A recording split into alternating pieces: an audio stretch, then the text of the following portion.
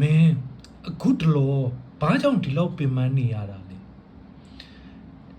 ဒီကတ်ကအကြောင်းပြချက်တစ်ခုကိုပြောနေတယ်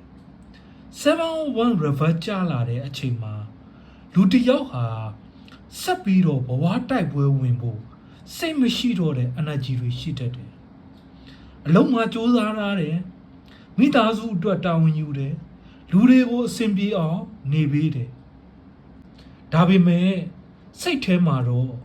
ငါဘလောက်ထိဆက်ထမ်းထားရအောင်မလဲဆိုတဲ့မိကုန်းတွေကိုတိတ်တိတ်လေးမင်းနေမိတတ်တယ်ဒီကပြောနေတာကအခုချိန်မှာဘဝတိုက်ပွဲတွေမှာအောင်နိုင်မှုအနိုင်ယူဖို့တွေတဲ့အနားယူဖို့ကပိုအရေးကြီးနေပါတယ်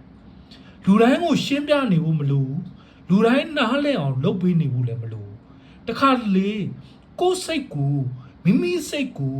ကာကွယ်တာကလည်းတတိတမျိုးပါပဲဒီနေ့ကိုနည်းနည်းလေးအနာပေးလိုက်ပါမင်းပင်ပန်းနေတာကြာပြီဒီ message ကမင်းအတွက်ဖြစ်နေတယ်ဆိုရင် yes လို့ comment မှာရေးခဲ့ပါဦးကျေးဇူးတင်ပါတယ်